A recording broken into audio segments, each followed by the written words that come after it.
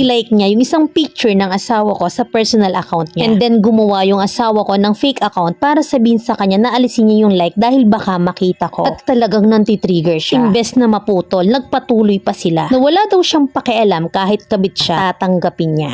Ang mundo ay isang malaking kiyapo. Maraming snatcher, maaagawan ka, lumaban ka. Line from one of my favorite local movies, No Other Woman. I enjoyed watching this kind of movies after ng incident namin with my papa's mistress. I was 17 years old back then. Mas naging mulat ang mata ko sa buhay ng pag-aasawa. I always quote, pag nangyari sa akin yan, nako. In my 30 years of existence, 4 lang yung naging boyfriend ko. So sobrang ingat ko sa pagpili. Magkaroon lang ako ng slightest feeling na tarantado. Hindi ko na binibigyan ng chance manligaw. I don't date for fun. I'm good at reading people. I can smell shit. In our 10 years of relationship, never kaming nagka-issue sa babae or lalaki. We're so confident with each other. We're contented and happy until after our wedding. I can sense that there is something going on. Hindi ko lang ma-pinpoint where exactly, but I can really feel it inside my bone na there is something wrong. I keep cool and observe until the first bomb was launched. I didn't expect it. Sobrang blindsided ako. I felt betrayed and left behind. Lahat na yata ng sikat na movie lines ay nagamit namin on our conversations. But you can fix anything, especially kung hindi mo alam kung saan yung root ng pagkasira. I know there is a missing piece that I need to find. He's hiding something. Lahat ng pinagsabihan ko ng problema namin to ask for help, everyone is saying na meron yan, may babaeng involved. Especially yung mga pinagsabihan ko naka-experience na nagloko yung partner nila. They are very certain na meron ngang yung nakikisaw-saw sa amin. But still, wala pa rin akong ginagawang drastic move. Instead, mas pinagbuti ko ang pagiging asawa. Sabi nga nila, kill them with your kindness. Mas inalagaan ko siya, mas inasikaso, nagsisend ng sweet messages. And even sa mga memories sa Facebook, sinesend ko. I always tried to talk to him calmly. Kahit durug na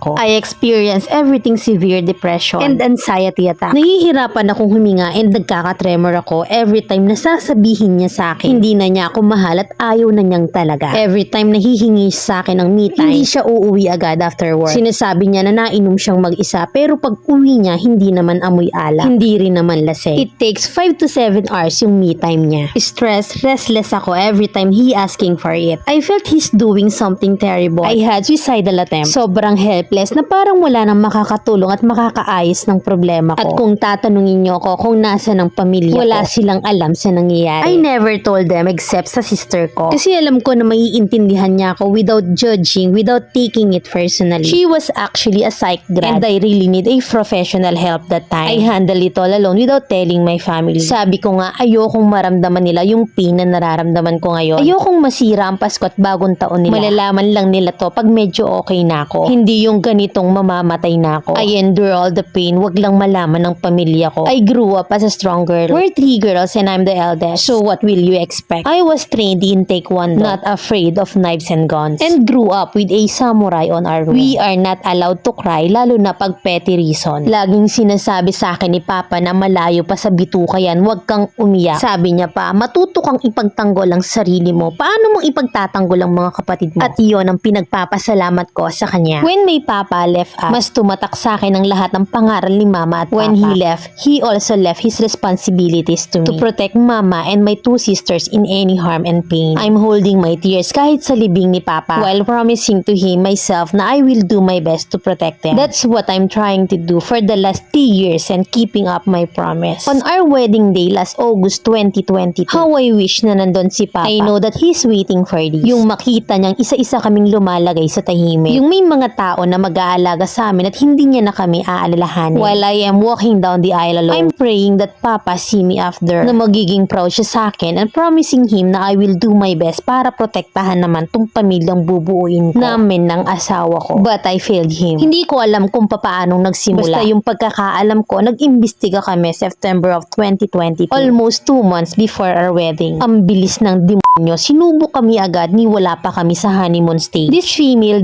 was crawling to my husband. It all started nang ipatanong niya yung name ng asawa ko. And God knows how straightforward si Daniel. Pagdating sa malalandi, iwawagayway niya agad yung singsing niya. Lahat ng nakakakilala kay Daniel ay alam na taken na siya at kasal na. Even his co-workers. Kaya nga lahat ng nakakakilala sa kanya hindi makapaniwala na nagawa niya yun. The demon never stops. Kinuha niya yung ML ID para nga naman he can talk to him right there. At first friendly chat. So it pokpok na to nag-o-open ng buhay niya. Pakikipag-live-in sa tomboy, pagkakagusto sa may asawa at pagiging virgin niya. What the heck? Very sympathetic siya, like the usual kabet moves. Pa-friendly, paawa, pa-misteryosa, understanding at supportive kuno. This female demon attack him. Tinira siya kung saan siya mahina. Nag-take advantage sa nangyayari sa amin that time. Every time na may away kami, she's always there to rescue. Baon ng gaslighting at brainwashing niyang technique. Like the usual kabet moves. Feeling heroine at santanas pala. Hanggang sa lumalim na yung kung anumang nakakadiring ugnayan meron sila. Mahilig daw bumana tong demonyo na to. Pa-charming, pakilig, pa-sweet. She knows exactly what to do, what to say, how to act. She's a pro sa pagiging kabet. She gave him food and drinks. Baka nga may kung anong witchcraft voodoo yung pagkain na yon. Laging may sweet messages, laging concerned. Very supportive. She knew from the start na may asawa tong lalaking kinakalantari niya, but she doesn't care. All she wants is kumandong at magpakakabit. Patay na patay siya sa asawa ko, gwapong-gwapo siya. Wala yata sa bundok ng arayat ng ganong mukha. Na kahit alam niyang may asawa na, kasal na, pinagpilitan niya pa rin. Grabe yung goals in life. Mind you, she's only 22 years old, but she knows how to hustle like a real bitch. There are some point na tinantana na siya ni Daniel for a week or two, but the demon moves again. Nilike niya yung isang picture ng asawa ko sa personal account niya. And then gumawa yung asawa ko ng fake account para sabihin sa kanya na alisin niya yung like dahil baka makita ko. At talagang nanti-trigger siya. Imbes na maputol, nagpatuloy pa sila. Na wala daw siyang pakialam kahit kabit siya, tatanggapin niya. So months pass by, nagsasabay na sila sa kantin. Casual lang, like two friends taking a break together. Hanggang sa napapansin na sila ng mga coworkers and guards. Then they decided to level up everything. Hanggang sa hinahatid na siya ng asawa ko pauwi sa bahay nila. Which is 15 to 20 minutes away sa workplace nila. At dun sila tatambay sa labas ng bahay, sa kalsada or sa madidilim na kanto ng Makati. Inside their barangay para maglandian for hours. My God, sobrang they don't bother ang lamukin at puya. All she wanted is landian at all. She's very demanding in terms of time. Gusto niya sa kanya lang nakafocus ang atensyon ng asawa ko. Legal wife yarn. When I asked Daniel kung bakit hindi sa bahay nila, pero ang sabi ng asawa ko, naghihinala na daw ang ate ng kabet na nakakaramdam na raw na kabet ang kapatid niya. Hindi nila alam, it's even worse. Nakabit talaga siya for real. And then the demon insisted and demanded na gusto na niyang makipaghiwalay sa akin yung asawa ko para may maganap na talaga sa kanila. So wala sa hawak, hipo, subo. Gusto na ng total action. Na hanggang kailan daw ba siya mag-iintay? Kasi mukha naman daw talagang hindi ako bibitaw sa asawa ko. Mainipin yarn. There are times sa pinapapunta niya sa bahay nila yung asawa ko para magkatikiman sila doon, lalo na pag walang tao. Oh God, please, sobrang cheap. Kating-kati ka. Ba't di mo kamutin? Pakamot mo sa mga tomboy mo or stockman, nakalandian mo, diba? And I hope unmarried sila. Kontento na siya sa pailan-ilang oras na itatapon sa kanya. Na magtitiis daw siya kasi mahal na mahal daw niya yung asawa ko. Like every after basketball, late nang umuwi si Daniel. And that time, nandun siya sa demo, nakikipagpalitan ng laway. While me on the other hand, sobrang restless and stressed every time na hindi nakakauwi siya on time. Alam mo yung hindi ka mapakali, para kang sinisilaban. All I can do is cry and pray. Iiyak ang lahat ng sama ng loob at pagod na nararamdaman ko. Nagpipray na sana matapos ng lahat ang kalbaryo ko. Pero hindi pala, it's getting worse. Our first Christmas and New Year was ruined. I was drunk alone and crying. Nag-aaway pa kami noon kasi I'm insisting na mag-ayos na kami. Lumuhod ako, nagmakaawa, nag-iiyak pero wala. Nothing bothers him anymore. Buo na yung desisyon niyang iwan ako. New Year nang makipaghiwalay siya sa akin totally. Yung dapat masaya sana kami, yung dapat honeymoon stage, yung dapat nakausad na kami sa mga plans namin. Pero wala, natapong lahat. I remember that time na nag-message sa akin yung mga kapatid ko. They felt something is happening. Hindi lang nila ako matanong directly. They've been calling me pero dinidecline ko. Ayokong makita nila na paga yung mata ko, Paskong Pasko at bagong taon ay wasak na wasak ako. Habang nagre-response ako sa kanila sa message, naiyak ako while typing I'm okay. Nakaya ko to, but deep inside gusto ko nang umuwi at sumuko. Gusto ko nang sabihin lahat kasi sobrang bigat na gusto ko nang magkwento ng lahat ng sama ng loob ko sa nanay ko.